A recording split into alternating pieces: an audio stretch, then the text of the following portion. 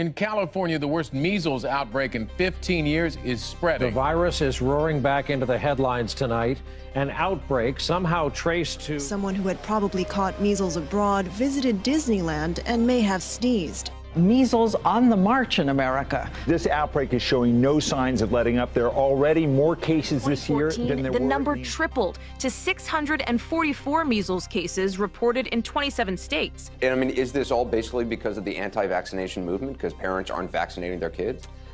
Yeah, you know, I think so. A bill that would ban exemptions from childhood vaccines is advancing through the California legislature. We are authoring legislation that will abolish the personal belief exemption. I think you're starting to see why it is that mandates are so important. There has been some inaccurate information circulating about vaccines, mostly stemming from a British study linking vaccines to autism. We still continue to hear that vaccine caused autism, even though that's been debunked. Repeatedly and thoroughly debunked. You may have heard vaccination causes autism in 1 out of 110 children. Fuck that. Total bullshit. It doesn't. The bill requiring children to be vaccinated has passed with bipartisan support. Every child must meet immunization standards before joining public schools, private schools, and daycares. I would strongly encourage everybody, look at the science, look at the facts. CDC, the Center for Disease Control, can give you good information. Get your children vaccinated.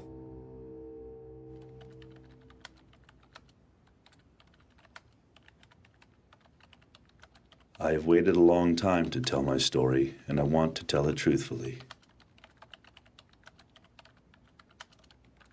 I was involved in deceiving millions of taxpayers regarding the potential negative side effects of vaccines. We lied about the scientific findings. The CDC can no longer be trusted to do vaccine safety work. Can't be trusted to be transparent. The CDC can't be trusted to police itself. Just a few thoughts. William W. Thompson, Senior Scientist, U.S. Centers for Disease Control and Prevention.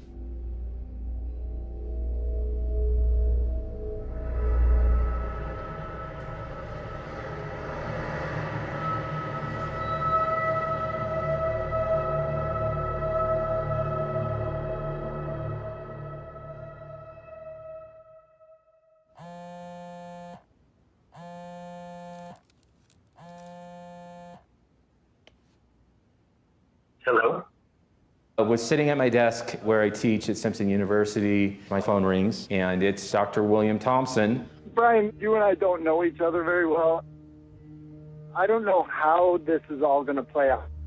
You have a son with autism, and I have great shame now when I meet families with kids with autism, because I have been part of the problem. My son, Stephen, was born in February of 1998. Steve, what does the cow say? Tweet, tweet. Doggy. Yeah. Doggy. 2 weeks after his 15-month vaccines, then he lost all language. He lost all eye contact. You'd pick him up and he would just hang limp. This is a time where CDC was just starting to do these studies on vaccines and autism. As a scientist, I have over 60 technical and scientific publications in major international scientific journals. And I was contacting the CDC and was deeply critical of their studies. And so the CDC decided that the scientist who was going to interface with me at that time was Dr. William Thompson.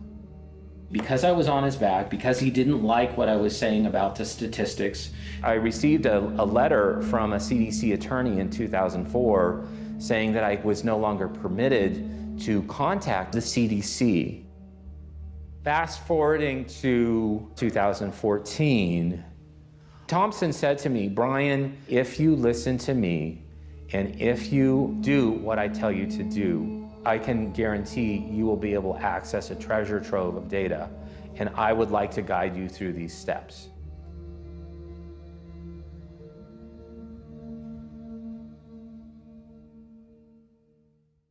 So I want to be a resource. I want to be valuable to you. I want you to have someone in the system? For years, I had been trying to crack this edifice of the CDC and just getting little glimpses of what was not right.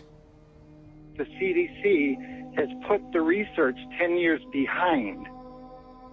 Because the CDC has not been transparent, we've missed 10 years of research because the CDC is so paralyzed right now by anything related to autism.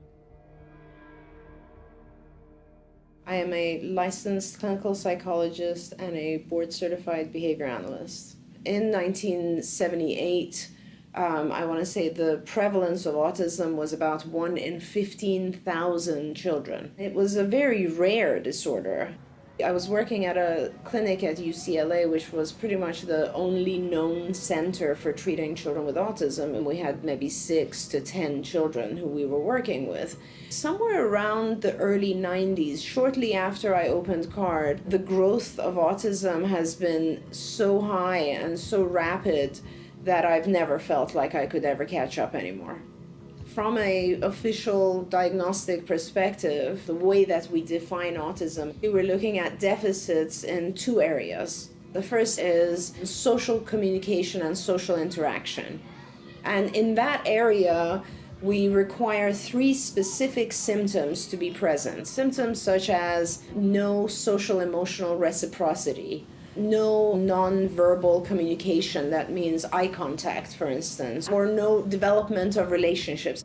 The second required area of deficit is the presence of stereotypic, repetitive, restricted behaviors. And these are things like hand flapping, body rocking, insistence on routines being the same. One of the new additions is the presence of a sensory dysregulation. If a child has an inability to sense things correctly, not necessarily hearing things the way we do, that could be classified as a symptom of autism. So if you have 5 symptoms, 2 in the area of repetitive behaviors and 3 in the area of social communication deficit, then you will get a classification of what's called autism spectrum disorder, ASD. We begin, though, as always, keeping them honest. Breaking news tonight. Just hours ago, the British medical journal BMJ did something extremely rare for a scientific journal. It accused a researcher, Andrew Wakefield, of outright fraud. I got a call on the 19th of May 1995 from a mother telling me the story of her child, his regression into autism following a vaccine. And I said, "How can I help you? I know nothing about autism. You've come through to the wrong number." And she said, "No, doctor, my child has terrible gastrointestinal issues and no one will take them seriously." I was an academic gastroenterologist doing research with a particular interest in Crohn's disease and ulcerative colitis, inflammatory bowel disease. I knew nothing whatsoever about autism. When I was at medical school, it was so rare, we weren't taught about it. We heard a succession of stories which were very, very similar. Medicine is about pattern recognition, and there was a clear pattern emerging. So we decided, a group of us, including the world's leading pediatric gastroenterologists at the time, led by Professor John Walker-Smith, decided that these children merited thorough investigation. Well, Dr. Wakefield has been shown used absolutely fraudulent data. He created a fake paper. The journal allowed it to run. All the other studies were done, showed no connection whatsoever, again and again and again. So it's an absolute lie that has killed thousands of kids. And what we discovered and reported for the first time was this link between what appeared to be a novel type of intestinal inflammation and autistic regression in previously developmentally normal children. And among those, the majority had regressed into autism according to their parents following the measles, mumps, rubella vaccine. It wasn't our place to censor their story because it may be uncomfortable for public health. Our job was to report that story accurately in order that it might lead to further investigation. And the paper explicitly said, this paper does not prove an association between MMR vaccine and the syndrome described. More work is needed to resolve this issue. That was the conclusion of the paper. As an investigative medical journalist, I've spent the last 7 years working on one of the best medical talk shows in the world. We know in medicine that there have been many, many studies proving that vaccines do not cause autism. But the problem I have always had with that is thousands and thousands of parents all telling the same story. My child got a vaccine, usually the MMR vaccine, and then that night or the next day broke out in a fever. And then when they came out of the fever, lost speech, lost the ability to walk, basically regressed into what we know as autism and never came back. Doctors used to be told to listen to their patient. That was the cornerstone of medicine as we know it. But something's changed recently where the patient doesn't know what they're talking about.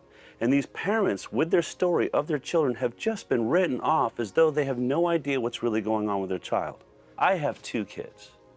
And anyone that has children knows that when we first have babies, we are overly sensitive to every little hiccup, every cough, every sniffle.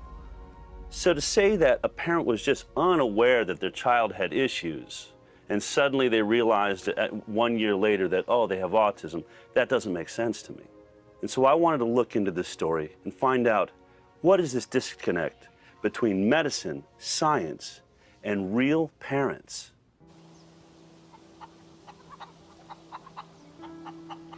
I couldn't wait to be a mum. I remember specifically, before we even got married, talking about how important children would be in our lives. I wanted a daughter first, and I wanted a son. And we were planning on having 4 children. We were going to be the most perfect parents that we could be. Bella was born, and that was a wonderful experience. Bella was just this angelic, perfect child. She hit all her milestones. I got pregnant with Billy quite quickly. Bella, say hello to Billy. Hello. We've now got a beautiful girl and a beautiful boy. Life was just amazing. So at 2, 4 and 6 months, Billy had his normal baby vaccines. A little bit snivelly, chesty, coldy after maybe the last one. So me, in my perfect mother mode, rushed to the doctor. Is he okay? Do I need to give him anything? Yes, you need to give him antibiotics, just to make sure there's not an infection in there. It didn't clear up. Rushing back to the doctor, we need some more antibiotics. Let's just keep this going in him. And I remember my mother calling me out. My mother's a sort of homeopathic hippie, and calling me out saying, what do you do it? You're chucking loads of antibiotics down your son. For what? And I'm saying to her, Mum, with all due respect, you're an artist, and they're doctors, so they know best. He was due his MMR vaccination at 12 months. So the morning, exactly to the day, my friend, she said to me, listen, I've heard that there may be a problem with this vaccine you're about to take Billy for, the MMR. And I said, Liz, are you crazy? What is the matter with you? If there was a problem with this vaccination, it would be headline news. The doctor would be calling me up saying, do not bother coming in. This is not a safe vaccine. None of that is happening. You're being negative, you're being careless, and you're listening to, what, some rumour that you heard somewhere. Billy could become deaf if I don't take him in now and get him this MMR. Most of the evidence linking measles with autism is kind of settled down, and most of the doctors and scientists agree that it probably isn't the major cause. I've been working in pediatrics for almost 20 years. I think most pediatricians view vaccines as the #1 thing they do for kids. Okay, buddy. There we go. Kind of high one. All right. All right. Okay. I'm young enough to not remember the days of kids in an iron lung because they were battling polio. Polio has essentially been eradicated from this country. In '98, the Wakefield study came out. My son had just been born. That study kind of pointed a finger at the MMR. As a parent, I was scared to give the MMR to my son. And as a matter of fact, I didn't give it to him on time because I wanted to see. I wanted to see what additional studies would show. And over time, additional studies did show that, no, it's safe. And so he did get the vaccine. If everybody stopped vaccinating, we'd be going back to the dark ages.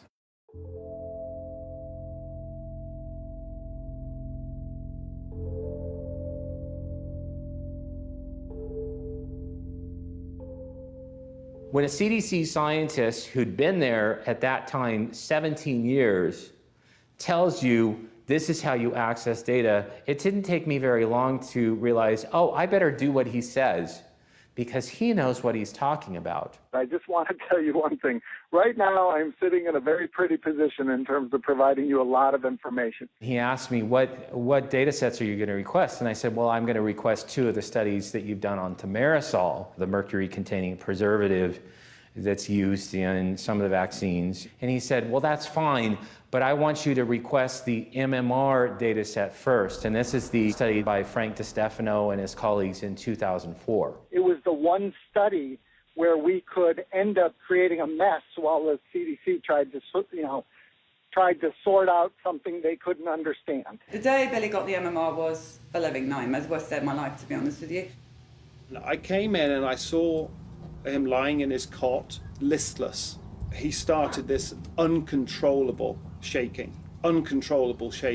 Imagine coming out of a frozen pond. His eyes were doing this and he was shaking like this. And I remember she grasped him and held him really tight to her chest. There's immediate fear in John and there's immediate, Mummy, this is not going to happen. I don't know what is wrong with you, but this is not going to happen. And we get to hospital, we rush him in, doctors are coming in and looking at him, and that's when they said, he's had a reaction, he's had a seizure, this is normal, this is common for many, many children who have this vaccination. It's absolutely okay, he's going to be fine. Nobody ever told me that there would be any side effect to any of the vaccinations my children had.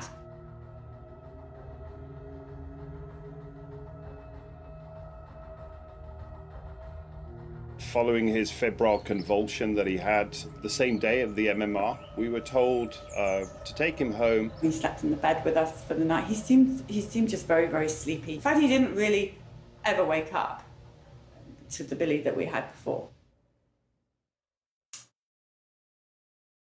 For me, it became really necessary to start looking at what types of medical issues are these children going through? What are the other factors that have affected them, that have brought them to this level of symptomology that we call autism? This is now probably the mid-90s. I came to notice that there was a very high use of antibiotics amongst these children. But B, what became pretty interesting was seeing the number of families who were reporting that their child had a regressive type of behavior occur right after their vaccinations. A lot of these parents were showing me footage of their children who had been completely developing normally until 18 months, and then all of a sudden post-vaccination had developed incredible regression. Children who had speech anywhere close to 50 to 100 words and had completely lost all of their words. Children who were extremely attached and interactive with their parents and had suddenly become isolated, no longer responding to their own name. And this was all happening right after their MMR vaccines.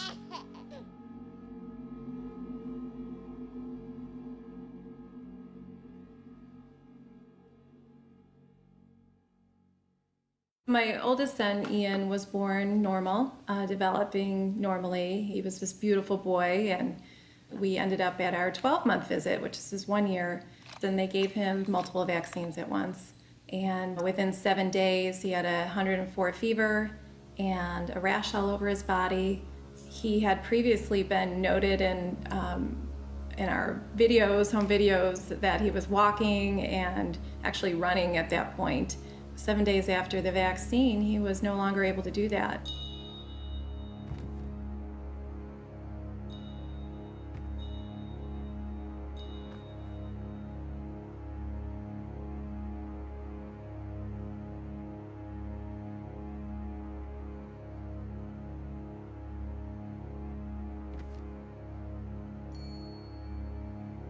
He was falling down. He became a really sick little boy. So the question for those of us investigating autism is age of exposure to MMR a risk for autism? And in order to understand why that might be, you have to understand something of the history of MMR vaccine. In 1987, there was an MMR vaccine that was being used in Canada, produced by SmithKline Beecham. And that vaccine caused meningitis. It was recognized quickly, and that vaccine was withdrawn in Canada. However, in the same month that it was withdrawn in Ontario, it was licensed in the UK. The name was simply changed from Trivirix to Pluzirix. In the UK, it was used for 4 years, and likewise, it caused meningitis and had to be rapidly withdrawn. There was a public outcry, there was an acute loss of confidence by the public in vaccine policymakers, and the vaccine should, at that point, have been destroyed. It wasn't. It was then shipped to developing countries like Brazil, where it was used in a mass vaccination campaign. And there was an epidemic of meningitis, which was entirely predictable. Now, scientists studied that epidemic, and what they found is that the risk for meningitis was associated with age of exposure. The younger you got the MMR vaccine, the greater the risk of meningitis. For people like me investigating autism, the question was, is there a similar risk in autism? Is age of exposure to MMR a risk for autism just as it was for meningitis? We shared with the US Congress and the CDC the hypothesis. The story as told to us, at which we have an obligation to report, is that the majority of children regressed following a period of normal development in the face of MMR vaccination. That does not mean it is the cause of the disease. The Institute of Medicine is a body of scientists and physicians that review the available data on vaccine safety and then advise our government on vaccine research policy. Well, because Andy Wakefield had put forth this theory that the age at which you receive the MMR may increase your risk of autism, the IOM looked to the CDC to do that very study. It was a study about timing. Does the earlier you receive the MMR vaccine increase the risk of autism? When we talk about the MMR study, nobody had ever requested those data because it was a big secret that you could do it. Thompson told me to email such and such a person, and then on the inside, I also found out that one of the people preparing these data sets for me was Bill Thompson. They don't really want people to know that this data exists. Again, you know, I just can't believe we actually got you that data.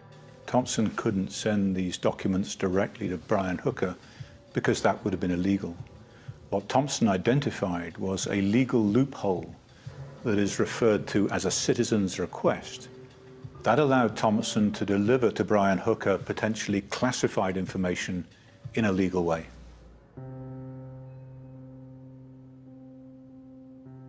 You get checked in England with your babies at certain times, by health visitors. So at 9 months, Billy had his full-blown check, and it says no parental concerns, baby laughing, babbling, talking. So we passed that with flying colours. 18 months is when they next come in. And by this time, we know there's something seriously wrong with Billy. Probably within 5 or 6 days, the first signs really was this vacancy. He wasn't the same smiley little baby that he was before. He had a blank expression. Then the diarrhea kicked in. His tummy started to get bigger and bigger, bloated, rock hard bloated tummy. He would start to walk on tiptoes. His hair fell out in this dreadful high-pitch scream, sort of whiny scream developed from him. And then came the head banging, the constant banging against his crib, the constant banging against the floor or a wall or anything that he could find to bang his head on. He would thrash it and thrash it. John and I would lie in bed at night just listening to this thud, thud, thud. Thud. There's nothing. He's now not even noticing his sister who he used to play with. John comes through the front door after work. No recognition that we were his parents or this child even belonged to us. Nothing, nothing, gone.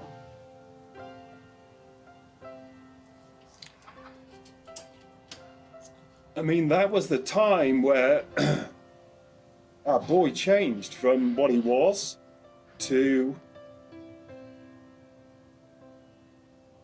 a real tragic, tragic case of a child who regressed into this autistic state and lost everything. Lost everything.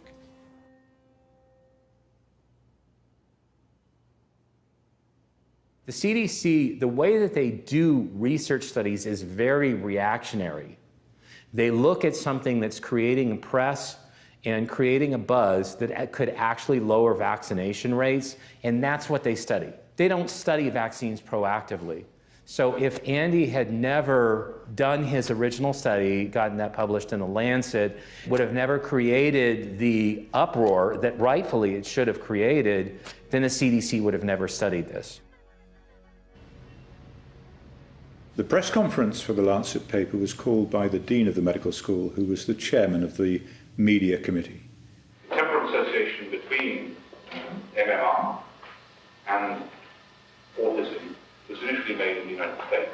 I had done an extensive research into measles vaccine safety and MMR vaccine safety in the pre-licensing phase. In other words, what safety studies had been done before these vaccines were put onto the market and into children. The 250-page report was compiled by me, showing that the vaccine safety studies for MMR in particular were lamentable. They were lamentable. There are many, many assumptions have been made about the safety of this vaccine, and there had been problems which had been airbrushed. So I wrote to my colleagues and the Dean, and I said, going forward, there are going to be questions about what parents should do next. I cannot, in due conscience, support the continued use of the MMR vaccine, having done this research. I said I will continue to vigorously support the use of the single vaccine, but can no longer support the use of the triple MMR vaccine. So the Dean, as chairman of that committee, had three choices. He could have not had a press conference. He could have banned me from the press conference. Or when the question came up, as inevitably it would, what do parents do next about vaccinating their children? He knew what my response would be. He could deflect the question to someone else. When the question came up on the day, he directed it straight to me. To assure you, we are not adults on our section of the need for measles vaccination, but we are all agreed on. That is extremely important. All I recommended at that press conference was that parents opt for the use of the single vaccines, single measles, single mumps, single rubella, until the issue had been resolved scientifically. What happened when I made that recommendation? Unilateral decisions were made by the government in the UK to withdraw the importation license for the single vaccines, Merck opting in the US to cease the production of the single vaccines, giving parents no option. I said to a senior representative of the Department of Health, why, if your objective is to protect children against serious infectious disease, why would you take away the option of how parents do that?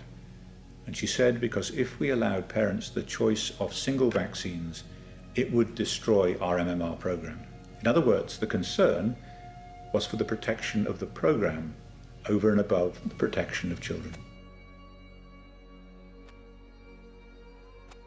No one's career has ever been advanced in the medical industrial complex by being outwardly and openly critical of the vaccine industry. I'm Mark Blaxell, father of a daughter diagnosed with autism back in 1998. I've written 2 books that have come out of the autism movement, have been projected into autism advocacy ever since. Michaela was born typical, everything was fine, was developing normally through her first birthday. We had vivid memories of early language, joint attention, lots of play. She was adorable, beautiful, cute. And then somewhere in the months after, she began to slip away and she lost language and she began to retreat into a world of her own. And at 2 years, 9 months, we got a formal diagnosis of full syndrome autism. It was a hopeless, pessimistic future that was laid out in front of us. She was going to be disabled for the rest of her life, likely to be non-vocal in an institution, and that the best thing we could do was to accept the inevitable. Part of the story we heard from the Harvard experts was autism was genetic.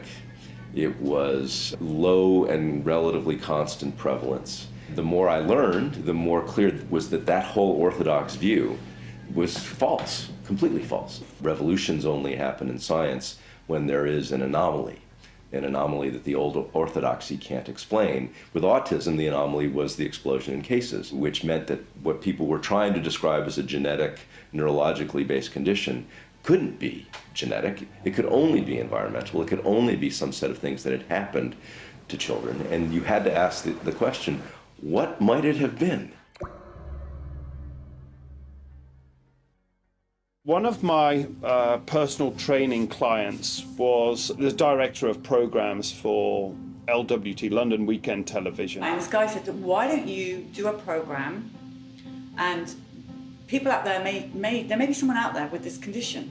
He said, this is going to be an unbelievable story. So we've got nothing to lose. Right now, this child is either going to kill himself because he's going to smash his head to pieces, or we are going to go insane because everybody here is miserable. And that program was aired, and we received 250,000 email hits. Computers were kind of new then, the whole internet computer thing.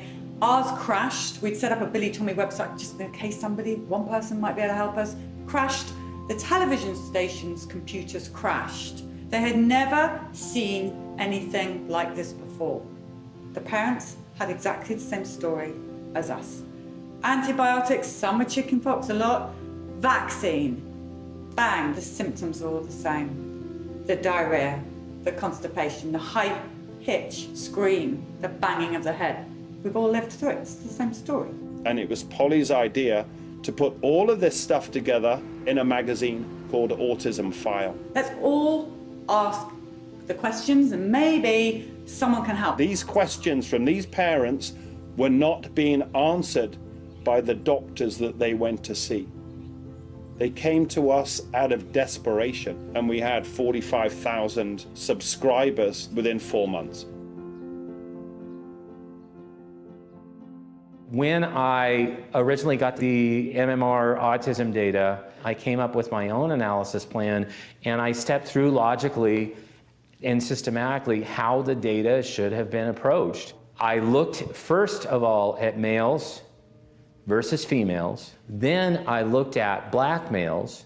The relative risk of them receiving an autism diagnosis was astronomical, and it was highly statistically significant. I really had to scratch my head and say, I know nothing about the MMR vaccine. And so that's when I originally called Andy. Wow. Really? After everything that had happened, everything we'd all been through, everything that the families had suffered for the last 15 years, and the CDC had known all along there was this MMR autism risk. As I started to divulge more of the conversations, then I think it really hit him that this was a major crack in the wall of the CDC. The first thing that Thompson did was to plot a graph of percentage of children vaccinated against age at first MMR vaccination. The children with autism are represented by the pink line, the children without autism by the blue line. Now, if there's no link between early MMR and autism, those two lines should track together, whatever the age at first MMR. Now, they do track together until they get to 15 months, and then they separate, and they continue to separate thereafter. This was their first indication that MMR vaccine was causing autism. And that finding alone rocked Thompson back on his heels. This was a huge issue for Andy. So I said to Brian, are you recording these conversations? Recording phone conversations was not really palatable to me. It almost seemed cruel. Whistleblowers can disappear as easily as they came. They're like a fish on a hook.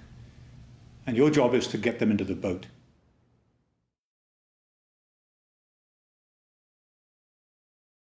Temple walked at 12 months, so he had been walking for an entire month before we went in for the next set of vaccinations. The minute we walked into the pediatric office, Lou, his twin, she's screaming her head off. I mean, she knows what's going on. She doesn't want the doctor touching her. I look up, and there she's got the shots lined up. 3 for him, 3 for her. By the second shot, Lucinda had flipped herself over, so I had to stop looking at what I was doing, unstrap her, get her out. Well, the minute I get her out and I calm her down a little bit and I look over, he's screaming. I look at the shots and I notice that one of hers was gone. There are only 2 shots left for her. And I asked the nurse practitioner, I said, what happened to that other shot? She says, oh my goodness, I gave it to him. I said, which one was it? She said, it was the other MMR. I said, call the doctor. This baby is screaming his head off. You've given him an extra shot. I don't know what the effects of that's gonna be. We're leaving. And I left. So she never got her shots. I go home, this baby cried. I put him down on his little blanket. He starts banging his head on the floor, The next morning, I go in his room, and he's staring in the space, and he's looking around like this, as if, you know, he's a bit paralyzed.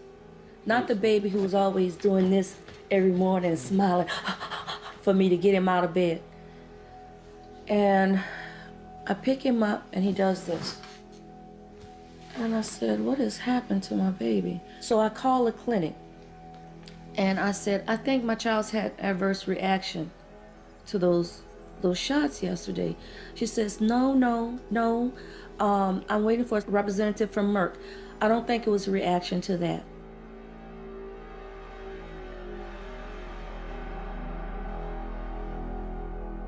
Bill Thompson looked at African Americans. He saw that those African Americans that got the MMR on time were 2.64 times more likely to get an autism diagnosis than those African Americans that received the MMR after 3 years of age. What this was suggesting is that among the blacks, the ones that were getting vaccinated earlier were more likely to have autism. At that point, the group of researchers that was working on this particular study, they were having weekly meetings. Colleen Boyle, who was the head of developmental disabilities branch, and Marshalyn Jurgen Alsop, who was one of Thompson's direct supervisors, Frank DiStefano, who was the head of the immunization safety office, and then a postdoctoral research associate named Tanya Bassin. In that meeting, Thompson brought up the fact that African Americans were showing a highly statistically significant risk of autism if they got the MMR on time. What is said in these closed-door meetings? I mean, do people say, oh, well, this is unacceptable, or is it just, do they always say, oh, this can't be right, or? I'm not going to lie, but I also don't want to say things to you right now that aren't some written form. Right. The analysis regarding the African Americans was the 8 on the Richter scale earthquake that just shook through the CDC. I take him to see the pediatrician that I know. And she looks at me, she closes the door, and she whispers, she says, Sheila, I believe he has autism. I said, what? Like Rain Man? She says something like that. I'm gonna refer you out to a neurologist. And we go see the neurologist the next week. He says, he has every classical symptom of autism. I do not believe this. I was angry. When he was explaining to me what Canner's autism is, he told me he was born that way. I said, no, he wasn't. Clearly there was a very high risk of autism in African American children. But here's the thing.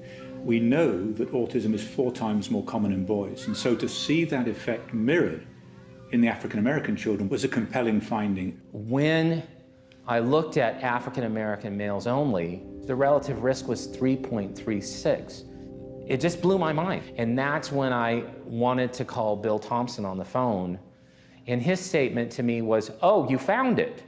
It appears in the final publication is that race in general is downplayed. Of course it is.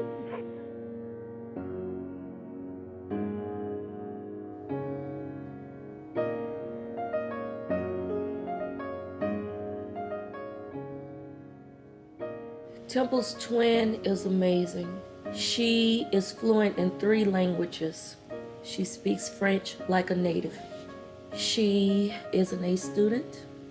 She plays classical piano. With all of the guilt that I feel from that day, one of the best decisions I made for her was to walk out of that office without her being vaccinated. At the end of this journey, I don't want to be one of those mothers standing there saying what I wish I would have, could have, should have done. I want to be able to say, I gave it everything that I had. I gave it my best shot. His twin is going into the 11th grade. And for someone who still can't manage to cross the street, now am I grateful he's here? You bet.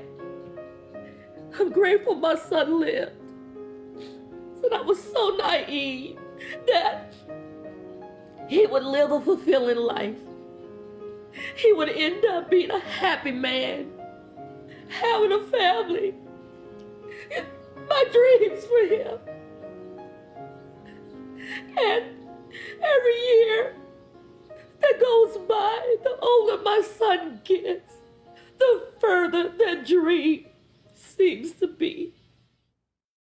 All about vaccines! So what do vaccines do? Vaccines build up your immune system and make you stronger to fight off disease. Are vaccines safe? Yes, studies involving millions of children have shown no connection between vaccines and autism. Stick to the schedule. The CDC's own vaccine schedule, which we are required to adhere to as parents in America, recommends that our children get the MMR between 12 and 18 months. But in this hidden data provided to us by William Thompson, it is clear that for African Americans, this is actually the most dangerous time to deliver the MMR. The CDC, in my opinion, is one of it's where I go to if I need information about an infectious disease. I probably either go on their website or open one of their reference books every day. That building is filled with a lot of scientists that are smarter than me.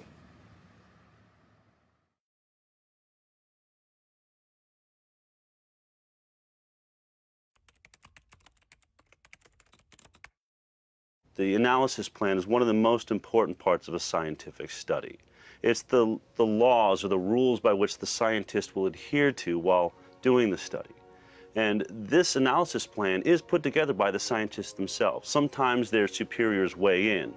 But once they've locked that analysis plan, they've said this is how we're going to use the data.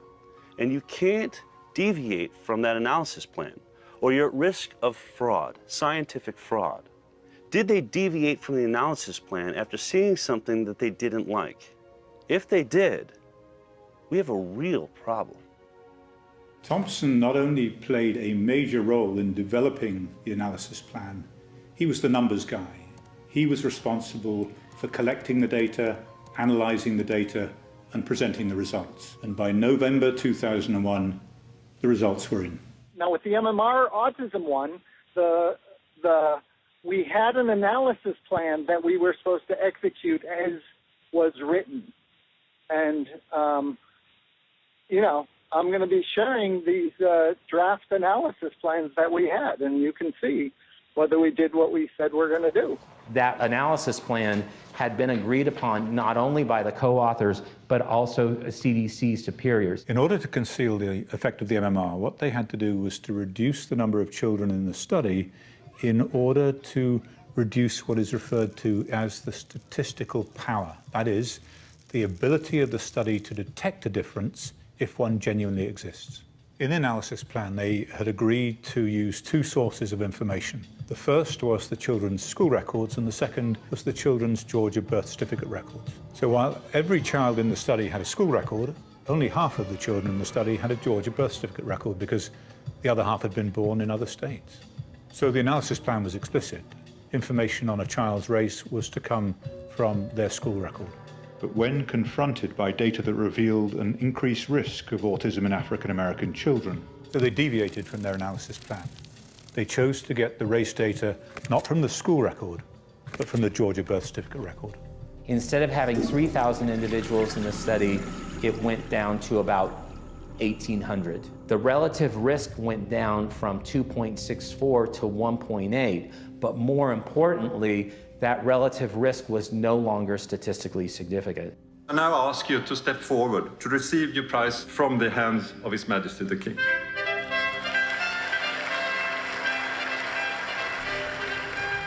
I am Luc Montagnier, MD. I am a virologist by training. I obtained the Nobel Prize for my contribution to the discovery of the AIDS virus. The vaccine-autism interaction is a worldwide problem, not only in this country, in Europe, but also in Asia, even in Africa. The MMR vaccination, in a very early stage of infancy, before the age of 2, was more prominent in Afro-American children, and this was hidden for some time. This fraud, of course, ranks very high, to my opinion, in the ethics of medicine and science. CDC in the past has done a very important work on the discovery of AIDS, so I'm very disappointed to see a different situation with CDC dealing with autism.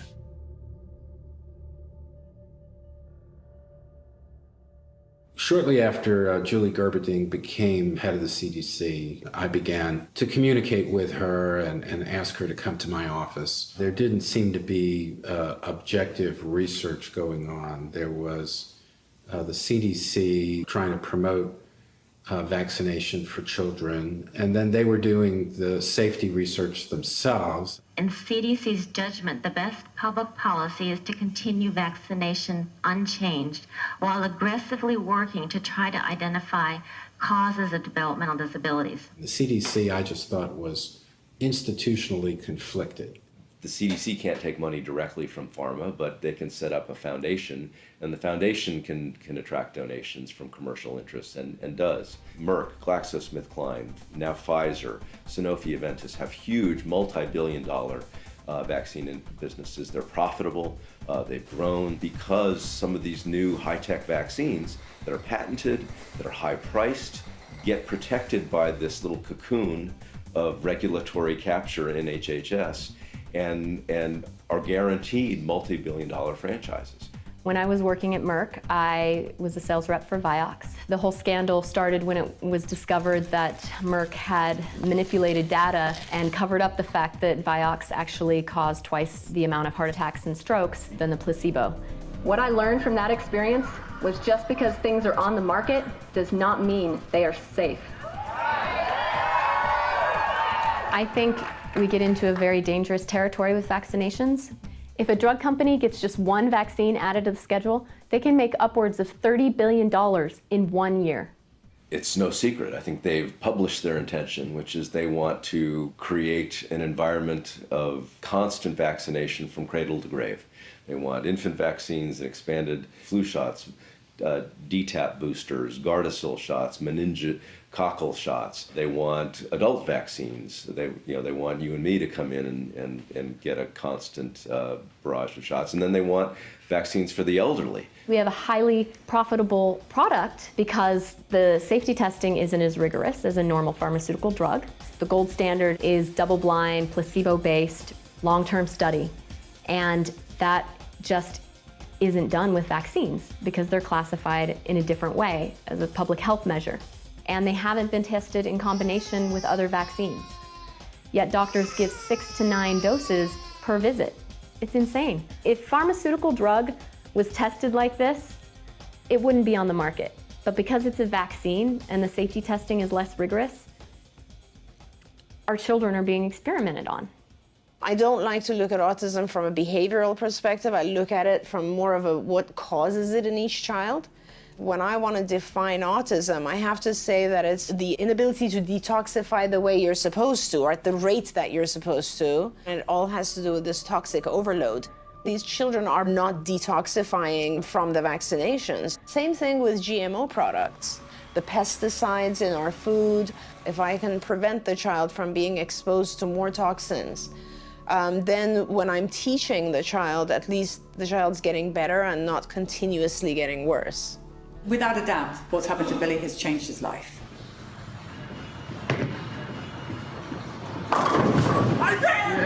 big of a strike. What I have on my hands now is a 19-year-old man. He's 6'2". He is volatile. On good days, Billy is brilliant. He's an angel. On bad days, the slightest thing can trigger him, and he's scary.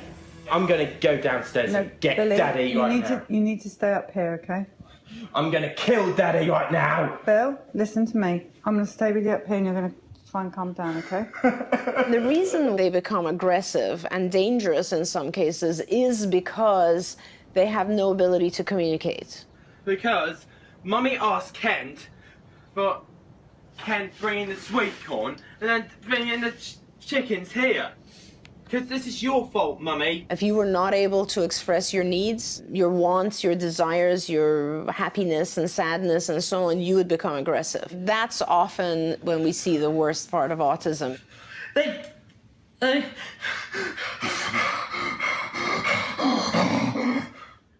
We had to occupy his room and use his video player. And of course, that is a massive intrusion in his space, and he got very upset. Where else in this house can we play a video? Remember? Listen, Bill. Push the stress level, Billy. Bill, don't touch Daddy. Out there, there's millions of me's, there's millions of polytomies with vaccine-damaged children. I am telling you this because I do not want you to live the life that I've led. I do not want you to go through the pain. I do not want to see you suffer or your family suffer. That is why I'm telling you. I have no other reason to tell you about it. It's not my concern. My kid's already damaged.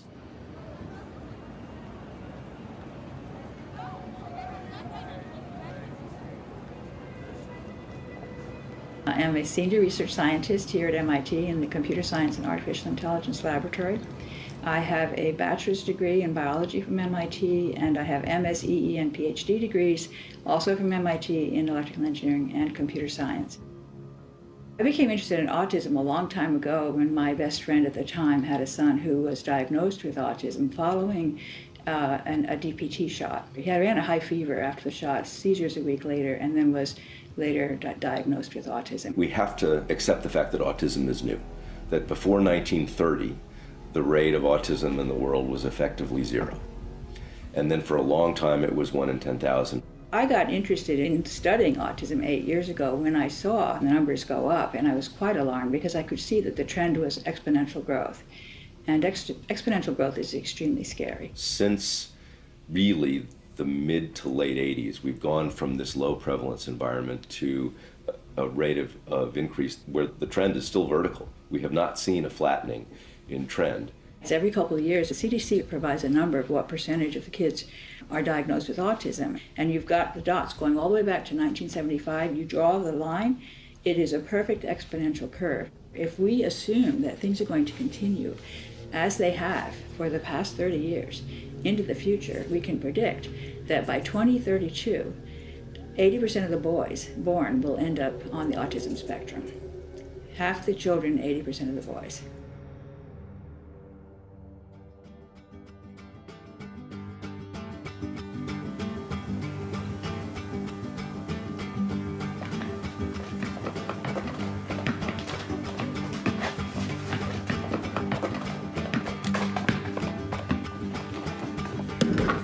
If you think this vaccine is only a problem for African American kids like me, you're wrong. There's an even bigger problem, one that puts all kids at risk, and it's called isolated autism.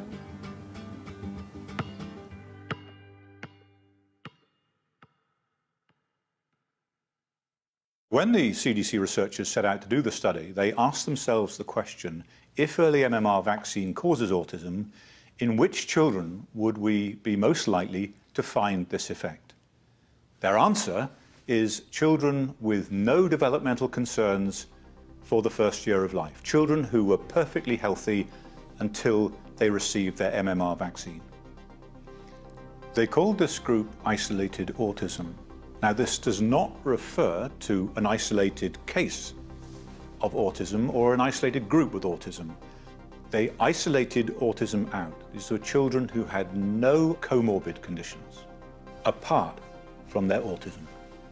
No cerebral palsy, no mental retardation, no visual or hearing impairment, no epilepsy, and no birth defects. This risk group includes essentially every healthy child in the world. I'm a single father raising a 15-year-old, severely autistic, nonverbal teenage daughter. When she was 15 months old, she received a round of vaccines that included the MMR and the DTaP. She developed a high fever. When the fever broke, she lost everything. My daughter was 6 weeks old when I took her in for her vaccination. 2 hours later, she had a 5-minute seizure. And 2 hours after that, she had another 5-minute seizure. Mom is here. Come on, come on. Come on, you're okay. You're okay. Come on, baby. Come on, babe. Come on. You can do it. Come on, babe. Come on now. Come on. Come on, baby. Come on. Keep breathing. Come on. Come on, come on, come on. The vaccination gave her severe brain damage, and she had seizures every day for the rest of her life until she died in my arms at the age of 15. There is no good reason to choose not to get a vaccine. He got his MMR and he got his DTP, and within days, he stopped talking. Projectile vomiting, convulsions. He went blind in his left eye. Vaccines took our healthy, happy baby and made him unwell. She lost all acquired speech. He lost his speech, he lost his eye contact, like the flick of a switch. If vaccines were unsafe, I think this would be an interesting and reasonable discussion. Obviously, some minority get hurt by this stuff. I don't understand why this is controversial. Vaccines are safe. Get vaccinated. It's like, you know what? Shut the fuck up and let me take every vaccine that Merck wants to shove down my throat. Autism is not a side effect of vaccine, or to say it another way, because some people don't hear this well, vaccines do not cause autism. Hear this well. Hear this well. Please hear this well. Hear this well. Vaccines can and do cause autism. My grandson, daughter Lily, and my daughter. My son was fully vaccinated. My son Jackson. I had a healthy, typically developing boy. Please hear this well. Vaccines cause autism. One day everyone will know the truth about vaccines. Hear this well.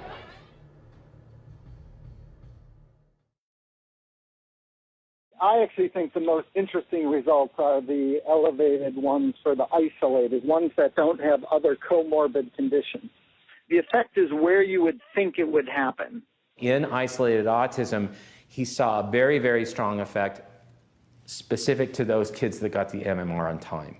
When Bill Thompson ran those numbers, he saw an astronomical effect. Some of the numbers were actually, the relative risks were as high as 7 or 8 times higher with these kids that were diagnosed with just isolated autism, no other diagnosis, versus those controls.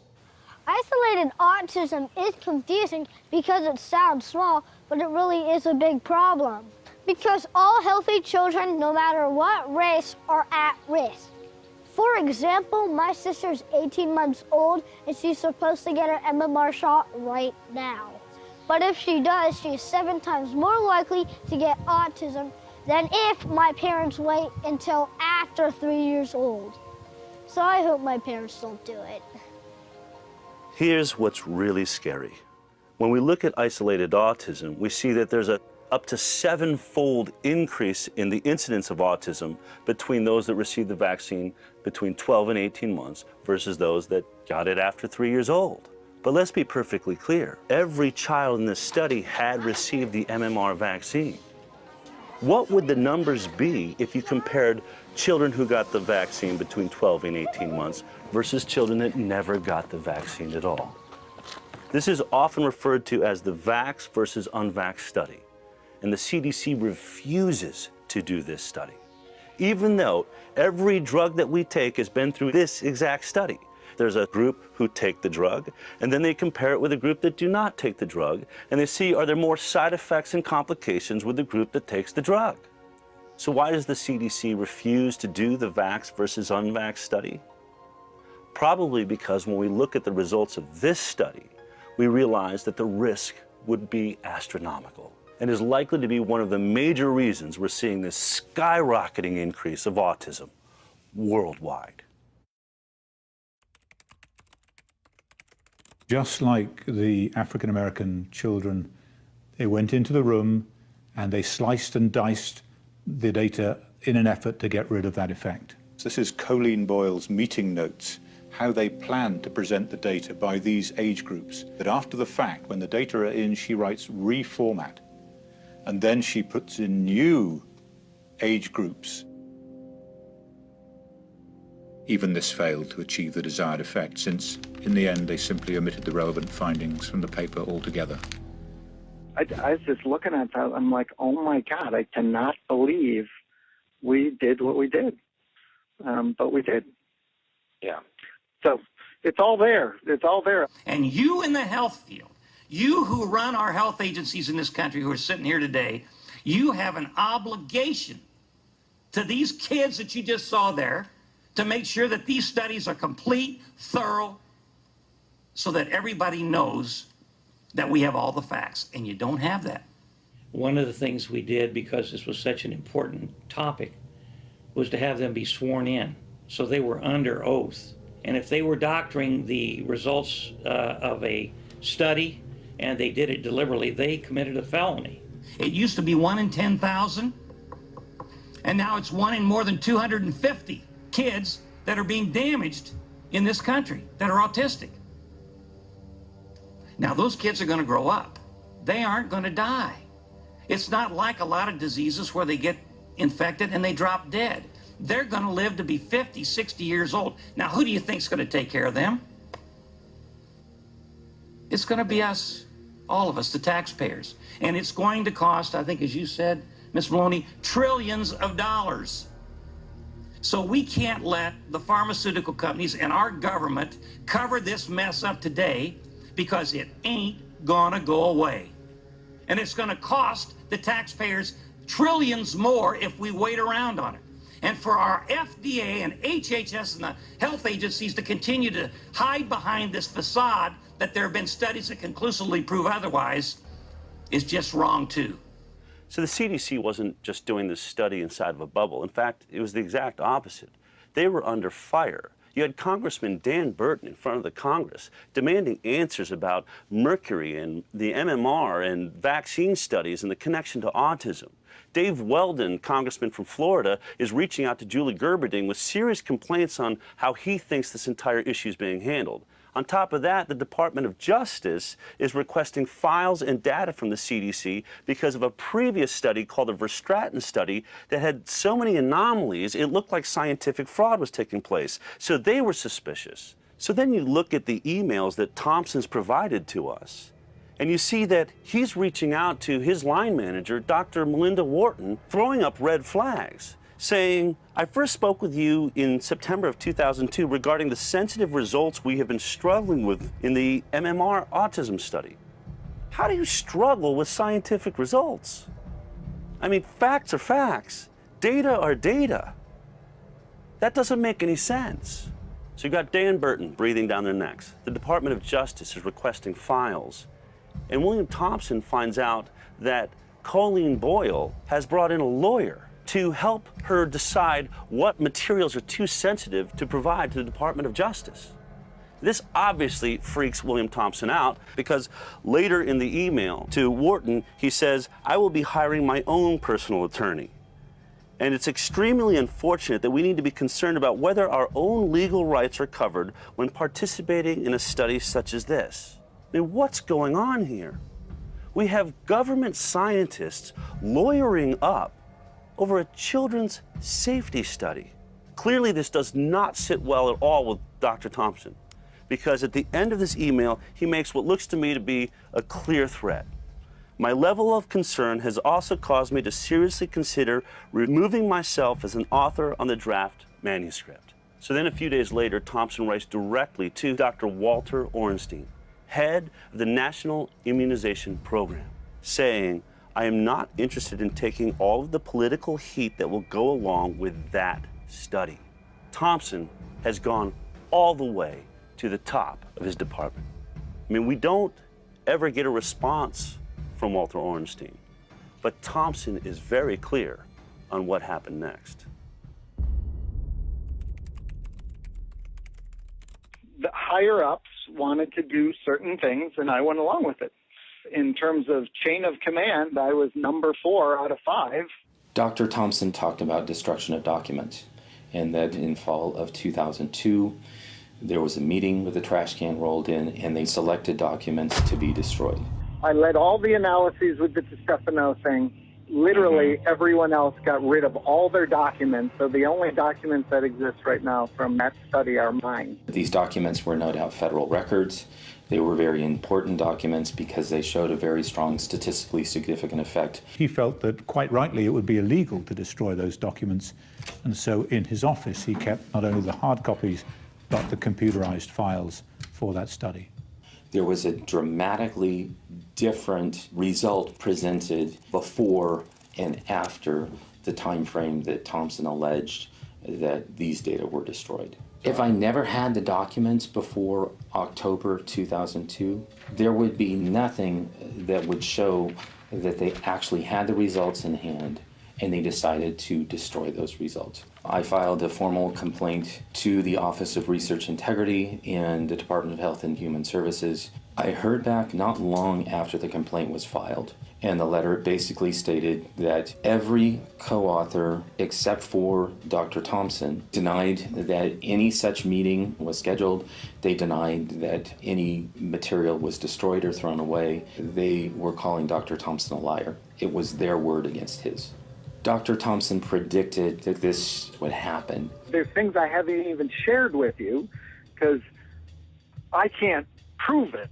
And that's what I struggle with. I don't want to share things with you that I can't prove, that there aren't hard records, because I am worried that the other 4 people will collude and say, no, that's not true.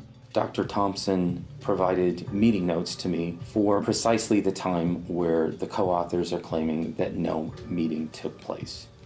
That's what I keep seeing again and again and again, where these senior people just do completely unethical, vile things, and no one holds them accountable. So look, once you have the data, a scientific study like this is a relatively simple process. You just run the data, you get the results, and then you publish those results in a paper. In their own analysis plan, this study was only supposed to take 6 months, from May 2001 to December 2001. So if they weren't destroying data, why did this study end up taking 4 years? The question everybody needs to be asking the CDC is what the heck happened between October 2002 and February of 2004? The reason you don't see anything else circulating on the study, it was 5 of us behind closed doors for 2 years. Wow. So after 2 years of secret meetings behind closed doors, DiStefano emerges with the final draft of the MMR study, and they're going to present it to the Institute of Medicine. People on the IOM move from industry, government, academia, government, industry, and then they bounce around. It's all the same people, and there wasn't a really good policeman in all this to really make sure that the vaccine safety studies are done properly and that they're done objectively. It just didn't seem to me like we were running a system that was credible. I had written to Julie Gerberding, and I asked her to postpone the February 9th Institute of Medicine meeting. This report, the Institute of Medicine report, I wanted postponed because of my concern that this was not an exercise in discovering the truth, but was instead a meeting being driven by a desire to short-circuit important research and draw premature conclusions. The problem is, William Thompson, being the lead scientist, he's going to have to present their findings, and he's not happy about it. In fact, he's so upset that he goes above the lead author, DiStefano, above Walter Orenstein, all the way to the head of the CDC, Dr. Julie Gerberding. And in an email, he says, "Dear Dr. Gerberding, I will have to present several problematic results relating to statistical associations between the receipt of MMR vaccine and autism." Basically saying, I'm not going to continue this lie. If you put me up there, I'm going to tell the truth. Thompson was originally scheduled to provide a briefing because he basically told Director Gerberding that he would have to say that there is a causal association. He was switched at the last minute with Frank DiStefano, who was able to report to the IOM falsely We have found no association between MMR and autism. The IOM was the point of no return, and so deprived of the truth, the IOM declared MMR vaccine safe. It was a rush to judgment to shut the door permanently and completely on the MMR autism link. It's absolutely appalling that much of what I said turned out exactly to be true. They were trying to short circuit the research. It's the lowest, it's the lowest point in my career that I went along with that paper. After their brilliant work on the MMR study, DiStefano and his team received an award from the Department of Health and Human Services. And then several years later, Dr. Julie Gerberding received an award of her own, a high-paid job as head of the vaccine division at Merck. Clearly, Merck appreciated the work she had done investigating their vaccine.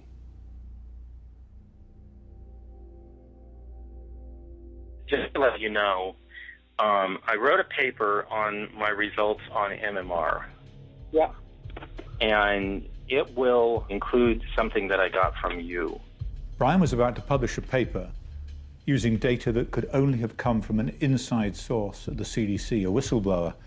And from that point forward, William Thompson was a marked man. Andy approached me and said, it's time to publicize a CDC whistleblower.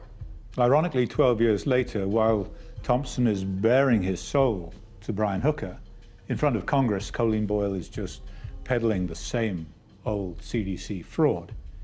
But this time it's to a new player, and that's Congressman Bill Posey from Florida. I wonder if the CDC has conducted or facilitated a study comparing vaccinated children with unvaccinated children yet. Have you done that?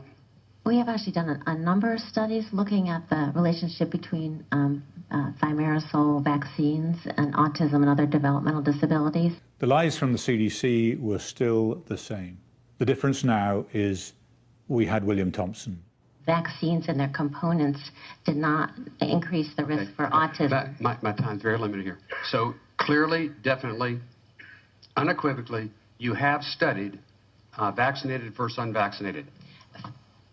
We have not studied vaccinated versus unvaccinated. Oh, okay. Never mind. Just stop there. That was the meaning of my question. You wasted 2 minutes of my time. Brian had also submitted a related paper to a journal called Nature Neuroscience, and in that paper, he had specifically referred to an unnamed source at the CDC.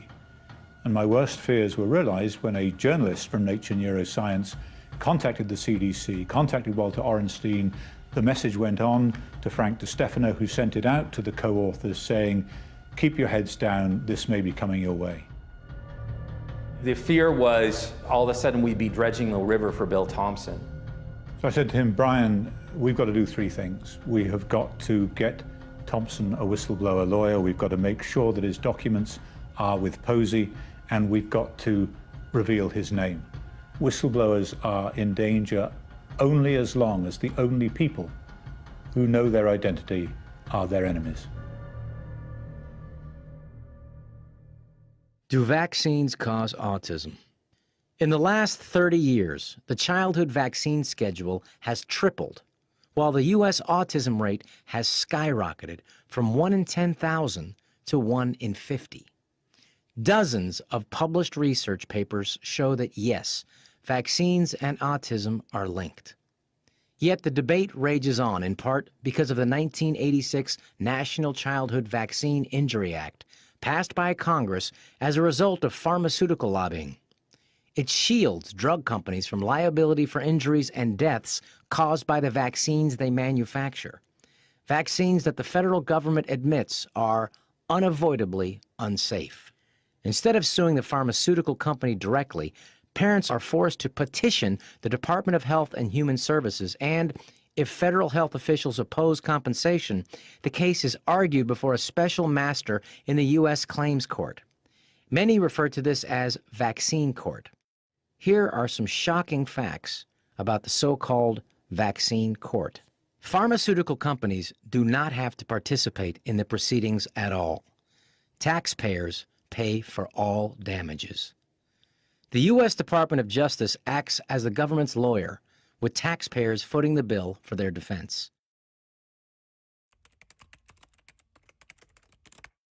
Beginning in 2002, there were already thousands of cases accumulating in vaccine court, and the average compensation for an autistic child is in the range of $5 million.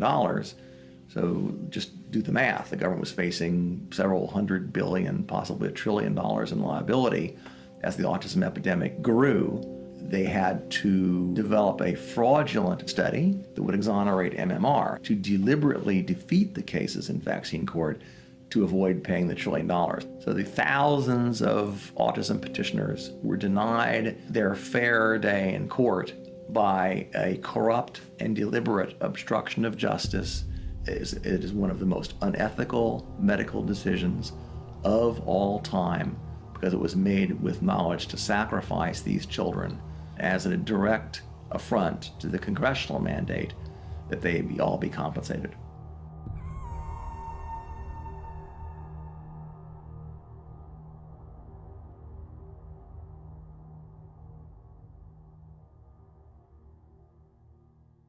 In the fall of last year, I got a call from an inside source who told me that in 2 weeks there's going to be a whistleblower from the CDC who's going to come out and say that the CDC had committed fraud on the MMR study and that they knew that vaccines were actually causing autism. I mean, that's a huge story. Unfortunately, it was a story I would not be able to tell on a medical talk show because a lot of our funding was coming from the pharmaceutical industry. And we were also very good friends with the CDC, who had appeared on our show many, many times. But I knew that once this story broke, 2 weeks later, that the mainstream news media would pick it up. Fox would be on it, CNN would be on it, MSNBC. And we're talking about the biggest medical story in the last decade or two, at least. So that 2 weeks came. I saw the video that was posted by Andrew Wakefield and Brian Hooker, and I heard the words of William Thompson and his confession. Oh my God, I cannot believe we did what we did. But we did.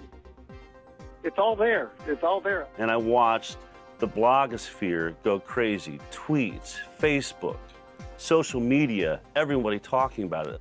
But not one mainstream media source went anywhere near the story. In fact, on CNN, someone put the story up on iReport and CNN took it down.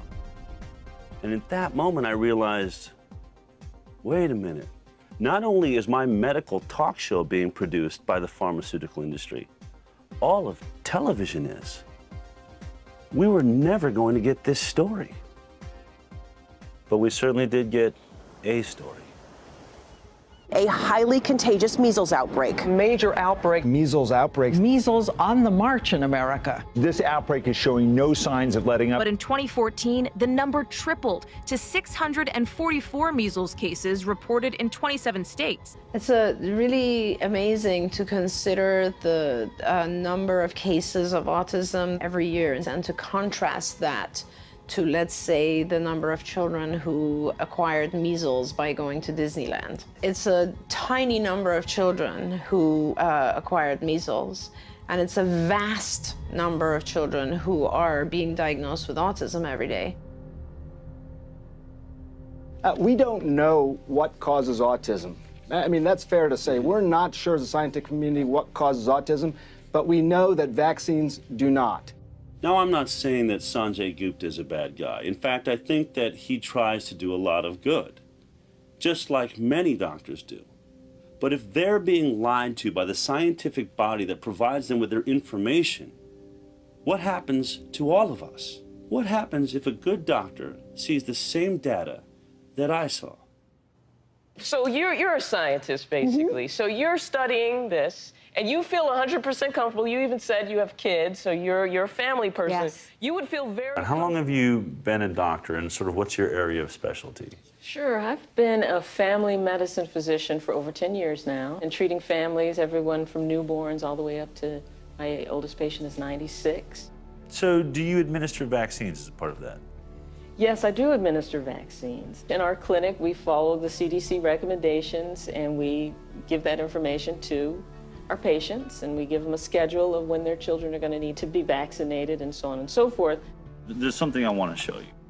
This is the formal complaint about what they've been given by William Thompson, the whistleblower at the CDC, okay? There's all sorts of reference materials in here and things like that.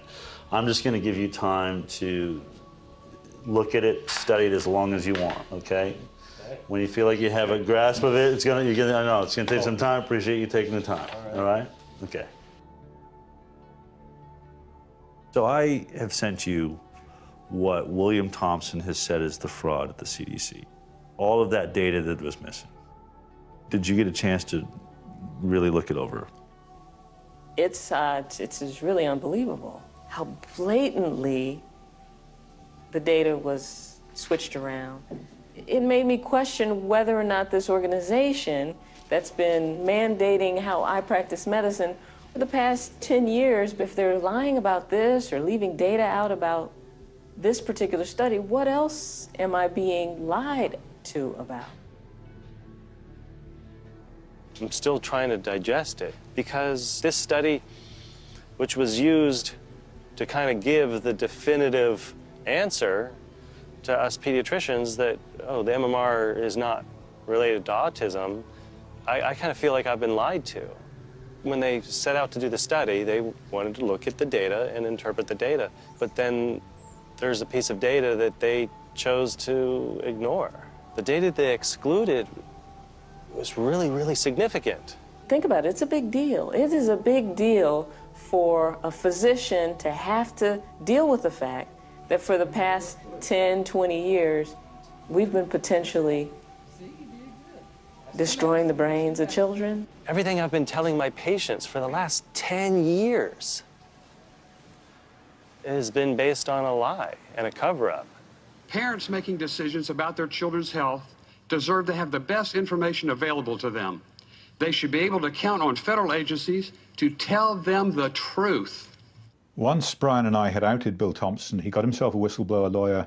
He provided all of his documents on the fraudulent CDC study to Congressman Posey, who then went before the Congress. Considering the nature of the whistleblower's documents, as well as the involvement of the CDC, a hearing and a thorough investigation is warranted. So I ask, Mr. Speaker, I beg, I implore my colleagues on the appropriations committees to please take such action. Thank you, Mr. Speaker. I yield back. It's now been 7 months since Congressman Bill Posey urged the Congress to subpoena Bill Thompson, and they have done nothing. Bill Thompson wants to be subpoenaed by Congress. As a CDC employee from the federal government, he cannot speak voluntarily because of the threat of jail time. Absolutely, William Thompson needs to go before Congress. He needs to go before the whole nation. Everybody needs to see what he has to say. He needs to be deposed in front of a committee in Congress, and Julie Gerberding has to be brought in and deposed, because this is a very, very, very disturbing revelation for this researcher to come forward and be saying now that they were indeed deliberately concealing critical information about an MMR autism link. Horrible, horrible development. Deviation from an analysis plan, omission of crucial data, destruction of documents, obstruction of justice, misleading the Congress, grievous harm to innocent children. This has to be investigated. You and I are in agreement. Vaccine safety should not be in the CDC. Absolutely. You would end up with an agency like the National Transportation Safety Board. The next thing they need to do is somebody needs to reintroduce the Weldon-Maloney bill. It needs to be very, very quickly enacted, and you need to take all of the vaccine safety responsibilities out of the CDC. These children have been maimed by the actions of Colleen Boyle, Frank DiStefano, Marceline Jürgen Alsop, and Tanya Bassin. My son has been debilitated for 17 years. I think jail time is too good for these individuals who have perpetrated such fraud. The notion of vaccinating children, protecting children against serious infectious disease with vaccines that are safe and effective is laudable. You hear about measles outbreaks in Disneyland, and then they try and sell you MMR. We didn't see autism being reported as a consequence of the single vaccine, only of the triple vaccine. So my feeling is that we need to review vaccination policy across the board. But in the first instance, I do believe we can make the problem far less if we separate those vaccines out into their single measles, mumps, and rubella. I just cannot imagine what it will be like if we really do face a future in which half the children born end up on the autism spectrum. I mean, it will be so disruptive of the school system. There'll be so little money to be able to spend on the normal children to help them, to bring them up and to educate them. We're just going to have extremely sick children and parents that will be so distracted by the challenge of bringing up these children that are so sick that our society will not be able to focus on anything else. The implications of that for our country, for our competitiveness as a nation, for our economy are massive. They must know, and they do know, that there's a national emergency. I mean, this is going to be a complete catastrophe if we just let it happen. What will you say the next time a mother sitting there with her baby in their hands says, Dr. Rachel, is the MMR vaccine safe? I'm going to tell her. I'm going to say, you know, honestly, I'm not going to give the MMR vaccine to my babies, and here's why.